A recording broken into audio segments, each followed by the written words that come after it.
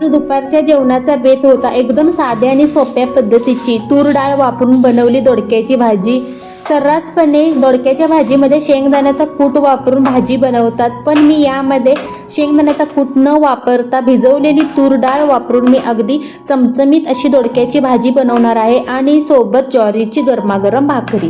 तर चला मग रेसिपीला सुरुवात करू। या अगोदर मी दोडका स्वच्छ पाण्याने धुवून घेतला, त्याच्यावर त्या शिरा जे आहेत त्या शिरा सुद्धा काढून घेतलेल्या आहेत। दोडक्याच्या शिरांची सुद्धा अगदी चटणी बनवतात।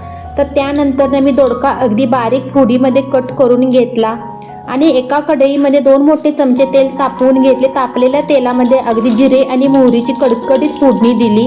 त्यानंतर बारीक चिरलेला कांदा सुद्धा घातलेला आहे। कांदा अगदी 2 ते 3 मिनिटाकरिता चांगला भाजून घ्यायचा आहे।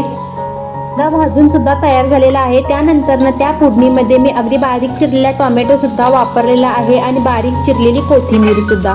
अगदी व्यवस्थितपणे टोमॅटो आपल्याला मऊ होईपर्यंत परतवून घ्यायचा आहे आणि त्यानंतरच यामध्ये मी बारीक चिरलेला जो दोडका आहे तो यामध्ये टाकलेला आहे फोडणीमध्ये आणि अगदी 2 ते 3 मिनिटाकरिता आपल्याला हा दोडका तेलामध्येच परतवून घ्यायचा आहे।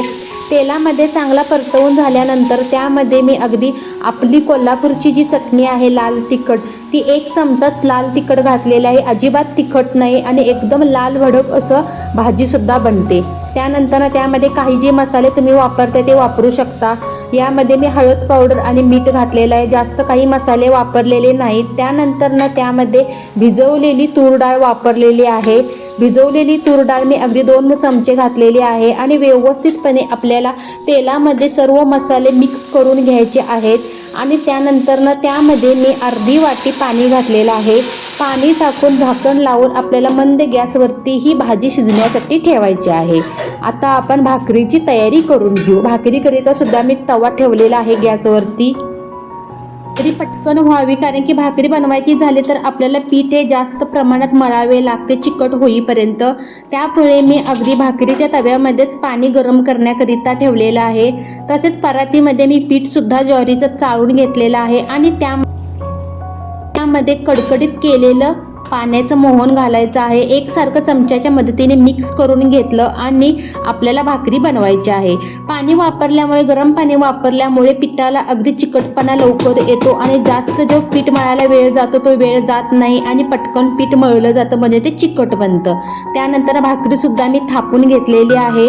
भाकरीला पाणी लावून घेतलं आणि अगदी व्यवस्थित अलटी पलटी करून आपल्याला ही भाकरी भाजून घ्यायची आहे। तुमच्या घरी जर टिफिन असेल तर टिफिन करिता फक्त सकाळच्या वेळी मग चपाती बनवली जाते, नाहीतर जर टिफिन नसेल तर जास्तीत जास्त करून माझ्या घरी मी भाकरीच बनवते। सकाळी आणि रात्रीच्या जेवणामध्ये सुद्धा ज्वारीची भाकरी बनवली जाते। भाकरी अशा प्रकारे पलटी मारून घेतली आणि तुम्ही बघू शकता की तव्यामध्ये अगदी टम्म अशी प्रकारची ही भाकरी फुगून तयार झालेली आहे। भाजी सुद्धा बनवून तयार झालेली आहे, शिजलेली आहे। तसेच आपली ज्वारीची भाकरी सुद्धा तयार झालेली आहे। आता ताटाची शोभा वाढवण्यासाठी मी ताटामध्ये जवसची चटणी आणि कढी सुद्धा बनवलेली आहे। असा आमचा अगदी दुपारच्या जेवणाचा एकदम साधा सोपा असा बेत होता। रेसिपी आवडल्यास लाईक, शेअर, सबस्क्राईब।